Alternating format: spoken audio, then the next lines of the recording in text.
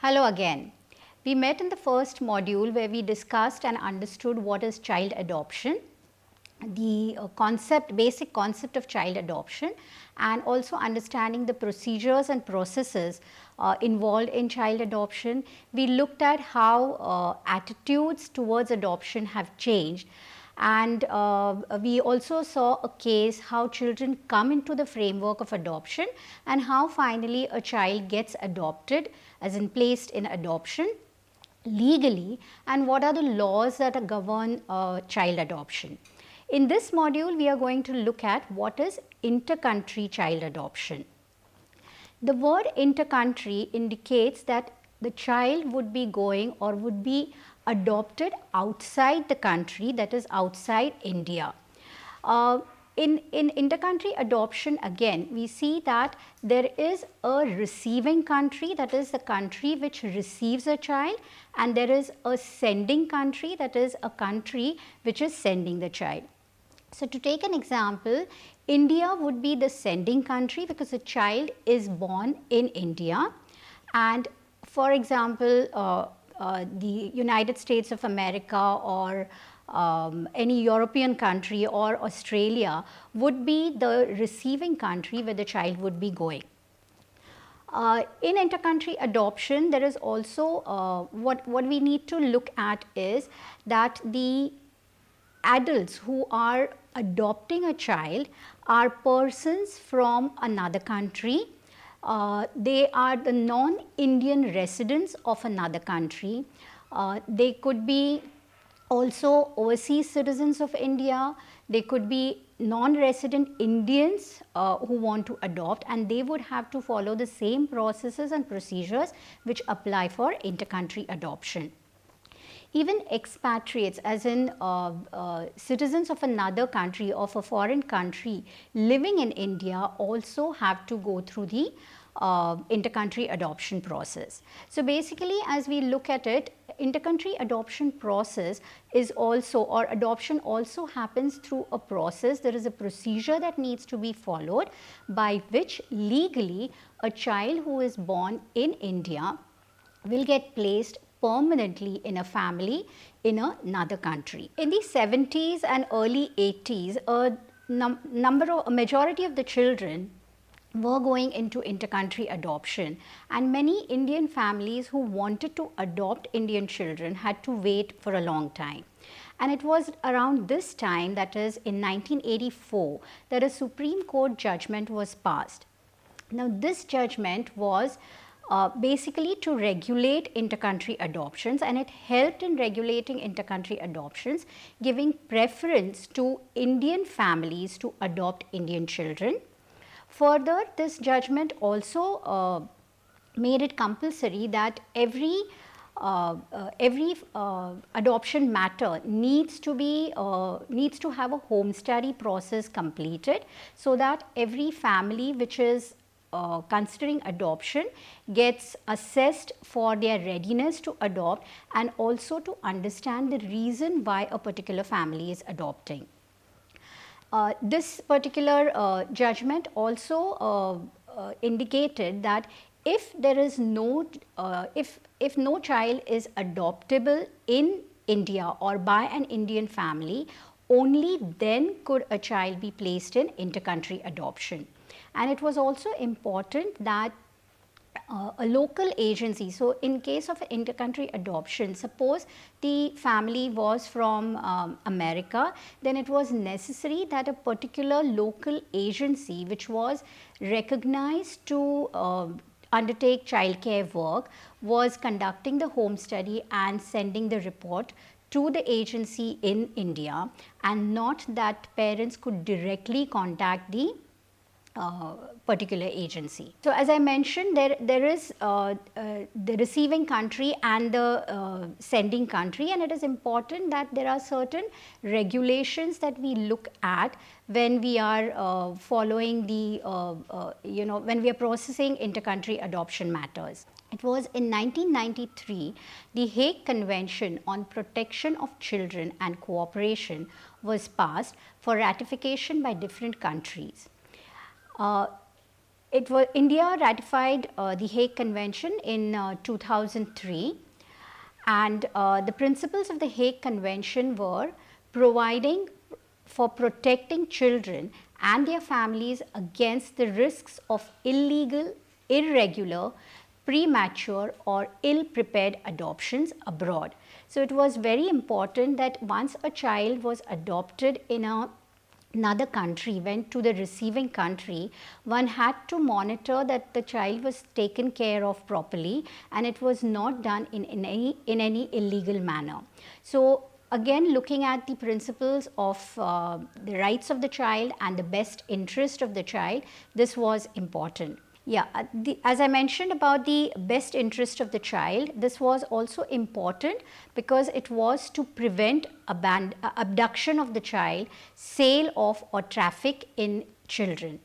Because a number of children, as I mentioned earlier, were being adopted by internationally, and actually there was no follow up and one would not know what happened to the child, how the child was being taken care of.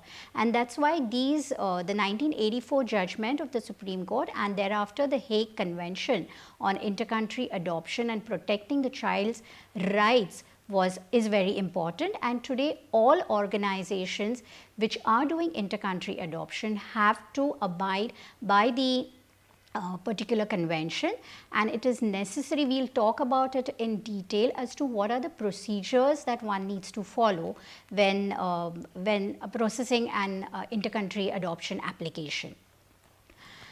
So when an intercountry adoption application is made, the current procedures are according to the latest adoption regulations set down by the Central Adoption Resource Authority, which we have mentioned about in module 1. These regulations also apply to intercountry adoption. Whenever a family, we refer to them as prospective adoptive parents. So when a prospective adoptive family or prospective adoptive parents are considering adopting a child from India, they need to approach an organization which is called the Authorized Foreign Adoption Agency. So that organization or the child welfare agency there is authorized by the Indian government to conduct home studies and process the adoption application in that particular country. So once the PAPs approach the Authorized Foreign Adoption Agency, they have to submit certain documents, they have to provide certain information about themselves, and all that information together is assessed to ascertain that they can continue further and they fall in the adoption bracket. Only then would a home study process be conducted. Once the organization, social worker, conducts a home study, which as we saw in module 1, it covers a lot of information about the prospective family, about how was their upbringing, how is their marital relationship, what is the stability of marriage that they have, how many years they have been married, how is their relationship with the extended family members, what kind of social support they have. Once the child comes home, what kind of support they would receive from their friends and other family members, their attitude towards adoption, what is their opinion about hereditary and environment factors, also to understand how they will deal with certain concerns that the child might come with. For example, as I mentioned earlier, it is only when a child does not find a family, adoptable family in India would the child be considered for intercountry adoption.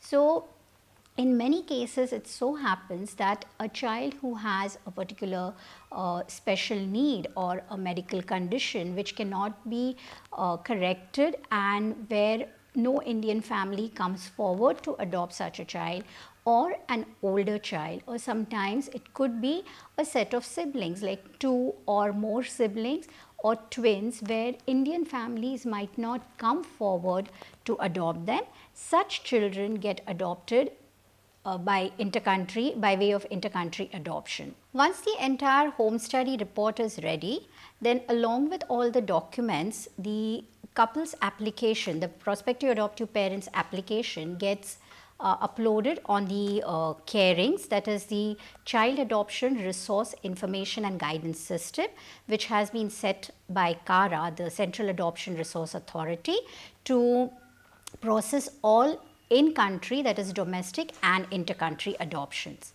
Once the all the documents have been uploaded, the home study report has been uploaded, according to the child that the particular family or adoptive couple, adoptive parents desire or expect, there will be a matching process that happens. Now this matching process happens online. As we looked at in the previous module, there are children who are available for adoption and their information also is put on the CARINGS. So similarly, when there is a family which has come for adoption, there is a matching that happens depending upon the child's profile and also the profile of the child that a particular family wants. Once this matching happens, information about the child's child study form, and the medical examination report, which has been certified by the local pediatrician or the doctor, will be sent to the prospective adoptive family, so that they can go through all the details.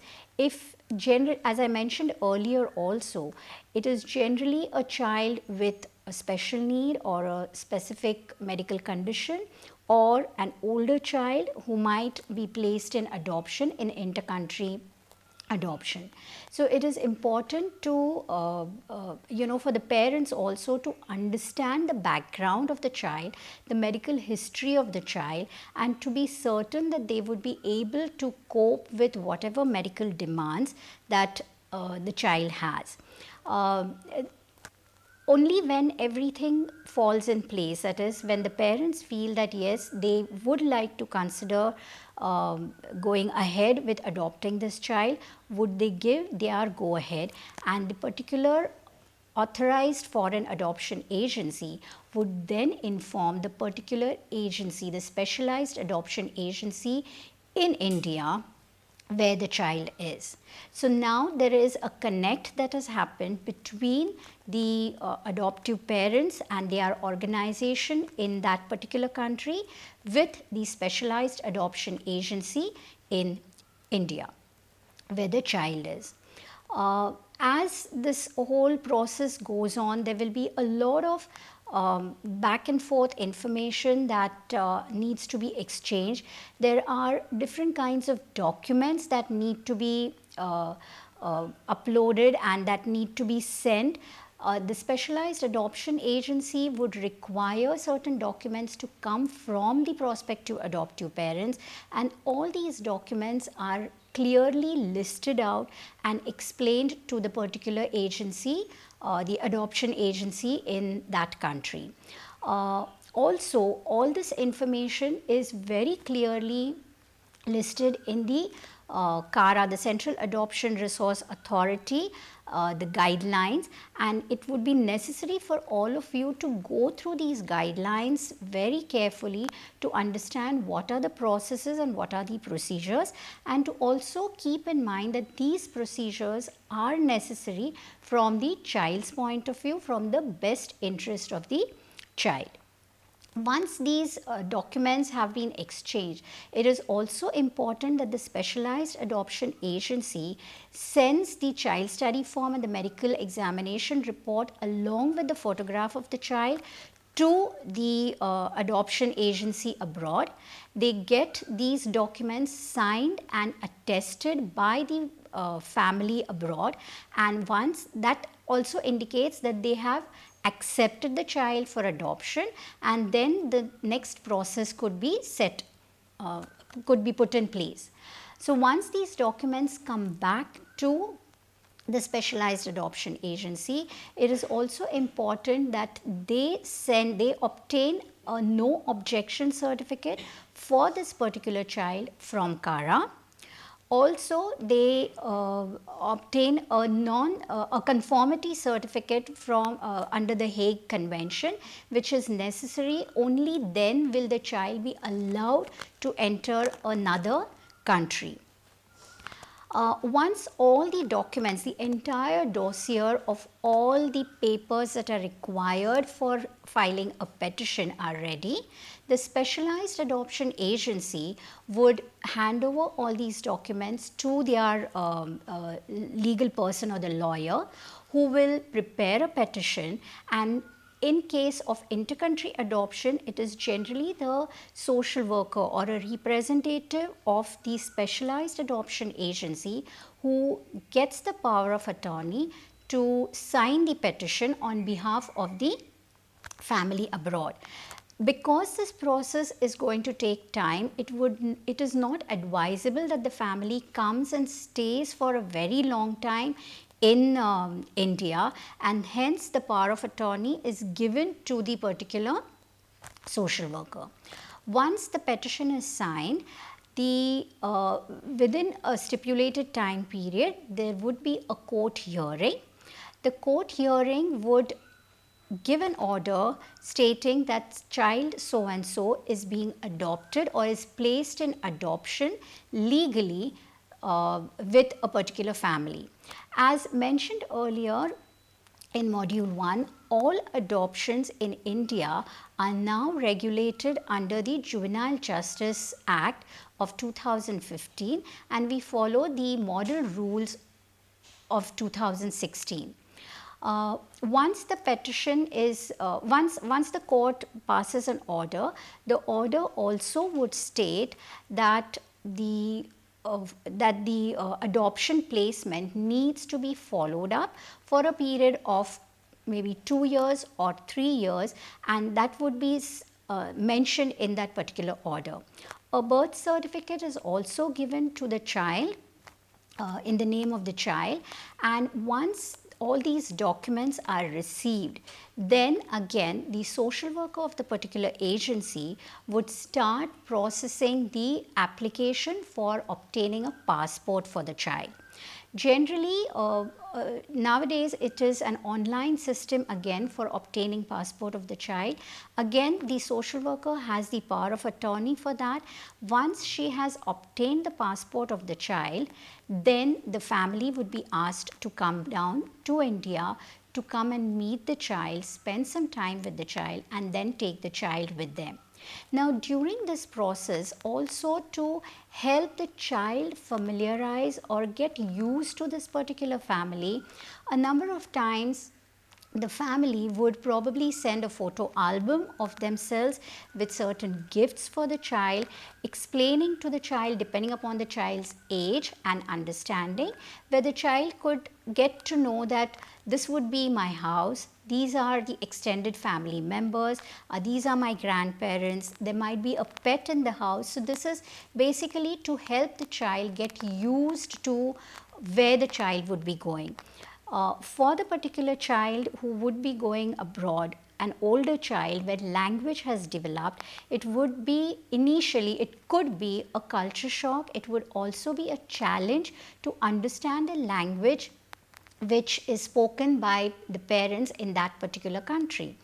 Again, going back to older child adoption, because in India, most of the children, older children would be in a childcare institution where the language spoken would be the local language of the particular state, or it would be the national language, which is Hindi, and most of the parents who come from abroad, they might be speaking English or the particular language of their country. So that could be an initial challenge which needs to be overcome. And these are the social aspects of adoption, of the adoption process, which need to be taken into consideration, and where the child needs to be helped to once the child goes into adoption, to be able to accommodate and adjust and settle in well. Similarly, as we expect the child to settle in well, it is important that the parents who are new to Indian culture, who may not know much about the Indian languages, also need to be prepared in such a way that the child will feel at home and will not be completely feeling the challenges of adjusting in that particular country. And that is where a lot of interaction through photos initially is important. Once the passport is ready, that is when the adoptive parents would fly down to India. They would come to the particular specialized adoption agency and a meeting with the child would be arranged. This again can be a very emotional meeting for the parents who are physically seeing the child for the first time, and they would be meeting and interacting with the child for the first time. Similarly for the child, though there have been photos which have been exchanged, to actually face to face meet a family where features do not resemble that child's feature or anyone else in the child's environment could be a challenging situation. And it is important that the social worker or the child's carer at the institution is ready along with the child to help the child get to know the parents, and enough time needs to be given to this particular interaction between the parent and the child, so that the child feels at ease and could then go with the parents. A number of times the social workers at the agencies, talking about the social intervention in the adoption process, the social workers at the agencies also write down certain words, certain common words with their English pronunciations and also meaning, so that the communication, once the child goes with the parents, there has to be some communication between the parents and the child, and for both of them to understand each other, this sort of a glossary of words would be important. As we looked at in module 1, as in case of domestic adoption, there are certain organizations, the specialized adoption agencies, which also prepare a memory book for the child. Now, this memory book also is a very important document. It's a book which gives the child's photograph. It talks about certain specific traits about the child, what the child has learned in the organization, and this is something which would be useful for the child because that's a book very close to the child.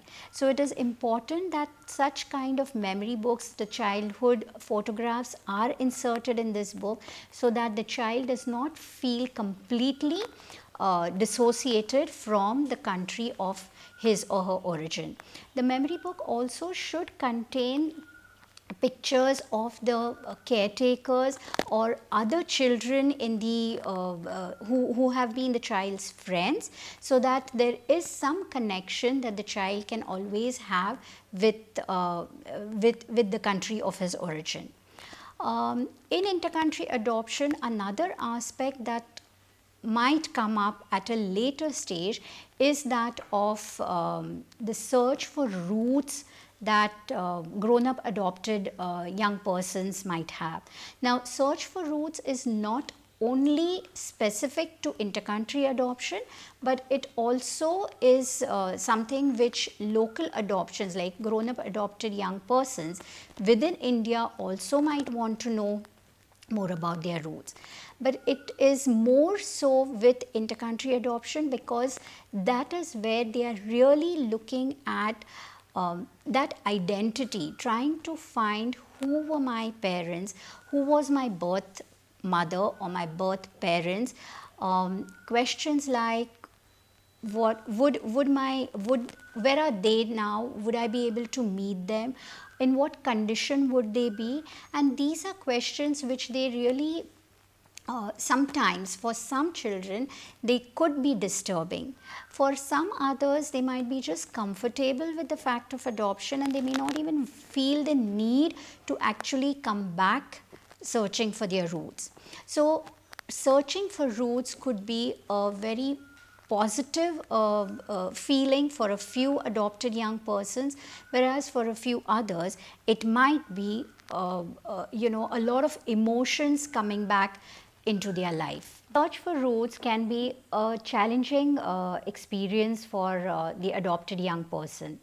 For some, it could be a positive experience. For some others, it could be an unsettling and overwhelming experience, especially if they as they get to know the history or the social history about their childhood. This could be that they get to know that the child was a victim of a rape incident, or the parents were involved in some criminal activities, or maybe the family had a history of mental illness. So these kind of challenging facts, when the young adopted person comes to know about it, it is important that this young person is well prepared to receive this information before this information is shared with them. The current Indian adoption regulations and the Juvenile Justice Act, they allow for young adopted persons to search for their roots, and it is important that if this young adopted person is under 18, the application to find out about one's roots has to be rooted through that young person's parents, the adoptive parents. However, if the young adopted person is over 18 years, that is a major, then they can directly approach the particular specialized adoption agency seeking references or seeking information about one's roots. Now, when the search for roots comes up, the specialized adoption agency also needs to prepare themselves to find out information which was stored in their records maybe 15 years, 20 years back. So it is important that when this information was taken from the mother who is handing over her child, or when the child was found abandoned in a particular place, as much as information that is available has to be noted. Initially, it is important when sharing information about one's roots starts.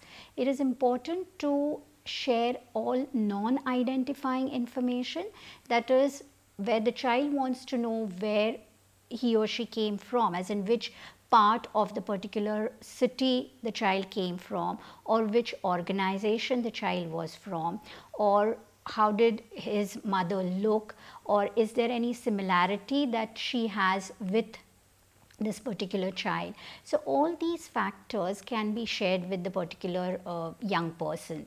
However, if the young person still feels the need to meet one's birth parent, then that is the next step that the specialized adoption agency social worker has to undertake, where she would have to first try and contact the particular mother.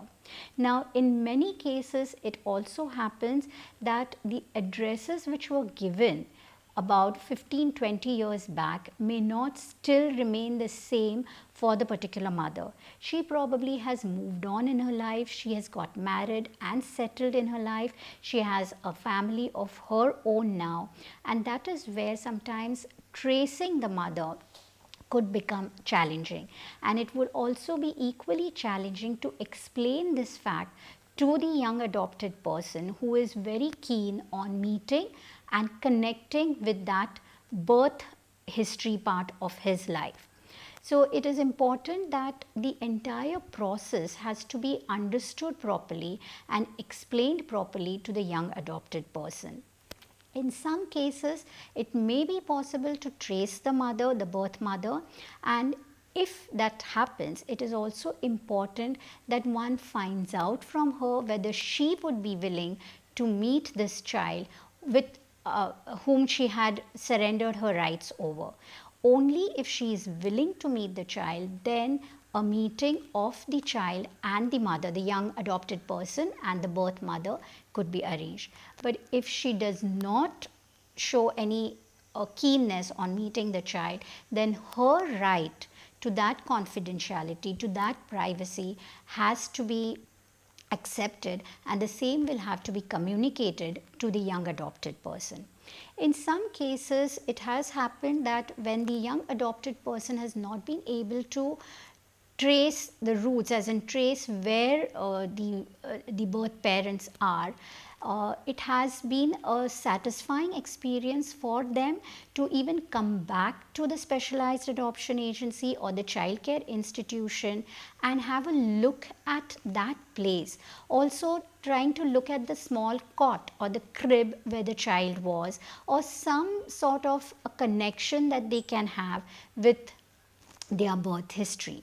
I had mentioned in module 1 that there are childcare institutions which look after the children, and there is a family based program called the foster family care program, where the child is not in an institution but in a family where the care is 24/7 in that family, being monitored by the particular specialized adoption agency.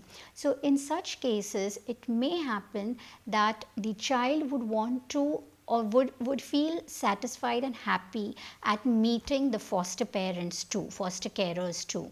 So these are different aspects of root search, and there is a lot that one needs to understand and study, and it is important that you also do more reading. There are certain references that have been given, so it is important that you do more reading on these aspects, and also keep yourself abreast with whatever is coming up in the news on different internet search engines, because a lot of information keeps being updated, and it would always be important to know this information.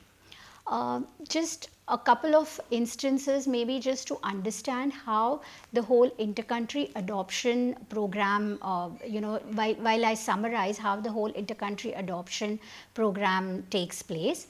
I was working with a particular organization which looks at foster family care and also does adoption. There's a lot of information that the social worker needs to have before entertaining the queries from young adopted persons about root search, and it is necessary that one does a lot of reading. There are certain books which I have quoted in the references, and also do go through the CARA regulations to understand the entire adoption process, and also to understand what are the regulations for root search, and that is how we could help a young adopted persons getting to know something about his or her birth history. An important point to be noted here is that we don't just stop a young person and say that no, you won't be able to meet your birth parents, because that will really create a greater curiosity and also more agitated feelings, because that is a connect that this particular young person has with his birth, his or her birth. So the whole idea of meeting the birth parent is to complete that gap. There are these blanks in that particular child's life, and the idea is to complete that gap and to be satisfied that I was at least able to locate some records about my birth parent. So that process needs to be carried out to help the young person feel comfortable that it wasn't that nothing was done, but there were some efforts taken, and in this the adoptive parents and the specialized adoption agency social workers need to be very supportive. We will now look at one example. I have worked with an adoption agency, and we had one case where I would like to just mention how this case how this particular child was adopted. Now this child, this is not in reference to the current regulations, because this is a case which happened a few years back. that time we had the previous CARA guidelines which we had to follow. So, the Hague Convention was still in place. We had to follow all the procedures to ensure that this child was placed in legal adoption. This particular young girl, let us call her Ronita. Ronita was about a year old when she came into care in this particular organization. It was noticed that Ronita had delayed development, and quite a few tests indicated that she had mild cerebral palsy and her development was delayed. She did not have any speech, and as she was growing, her dental hygiene was also something of big concern. Ronita in this particular agency was placed in a foster family where she was being looked after 24/7 by this particular foster family. As Ronita was growing, developing in that family, she became very attached to the foster carer, the main foster carer. I would like to give an example of an intercountry adoption matter. This young girl, let us call her Ronita. Ronita, as I mentioned earlier, the names of all the children and the cases that I am mentioning have been changed to protect their identity. Ronita was about 1 year old when she came into care, and she was being looked after in a foster family care because that particular specialized adoption agency had a foster family care. Foster family care program. It was found that Ronita had cerebral palsy with spasticity in her limbs, and she was not able to stand or even sit, and she had many developmental delays. Many more tests had to be conducted, and it was realized that she needs severe physiotherapy, and that is where the foster carer was then involved in taking her for regular physiotherapy sessions, and these sessions had to be given to her almost every day. They were very challenging because initially for Ronita, where movement was a big concern, any kind of therapy, physiotherapy was very painful, and she would really get tired, and she was so little at that time. The foster carer also took it up as a challenge to help Ronita progress and develop so that she would eventually find a family through adoption. Given Ronita's the challenging needs, it was difficult to find an Indian family for her, an Indian family who would come to adopt her, and that is where Ronita was declared free for adoption through intercountry adoption process. One fine day, as Ronita was almost about 4 years old, when an application from a prospective adoptive family came from the United States of America, and it was a family who really was very keen on adopting Ronita. They had received information about Ronita. In those days, there was no online program, and therefore all the information had to be sent to them. They received the information and they felt that they want to go ahead with this adoption. All the procedures which I have mentioned already on the online system, similar procedures were completed. Only thing, there was no online program, and they were actually by way of correspondence with the particular agency, the enlisted foreign adoption agency in that country. After completing all the procedures, that was the time when Ronita's parents had decided that they would come down to India to take her. But in the meantime, they also had sent a photo album of their house and of their extended family members and friends, so that Ronita could be told that who her parents were, who her grandparents were, who her uncles, aunts were. And it so happened that Ronita by now, with the therapy that she was getting, was showing some improvement, yet she was still not able to sit or stand by herself. But she was understanding a few things, And when she was given this photo album and she was told about her parents, that seemed to have registered with her, and she also was looking forward to go to a new place, to a new family. She would jokingly say that she would take people along with her in a big suitcase when her foster carer asked her how she would be going. And finally the day came when her parents, adoptive parents, came to the specialized adoption agency, and they met Ronita for the first time. That was again, as I mentioned earlier, a very emotional moment, and it was something that happened where Ronita just took to them and they took to her, and it just indicated that yes, they were a family. Though of course, when the moment came that Ronita had to actually get separated from her foster carer and go with her adoptive parents, it was a very emotional moment for her, for the foster carer, and the adoptive parents also participated in this emotional situation, supporting Ronita all the way. They were, because they did not know the language which Ronita spoke and understood, they were given in writing certain specific words which she would utter so that they understand what she means.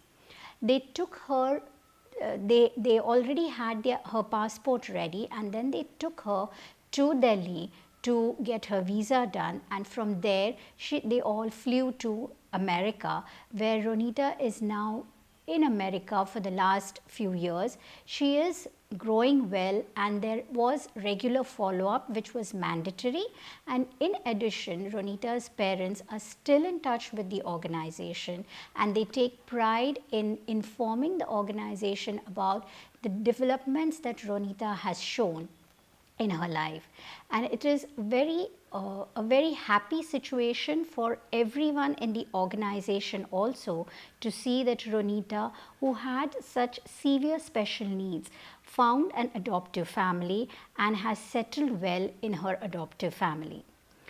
In conclusion, I would like to say that intercountry child adoption, also like domestic child adoption, is a family based rehabilitation program for the child which is developed on the principles of the United Nations Convention on the Rights of the Child. So all through we see that rights of the child and the principle of best interest of the child is very important.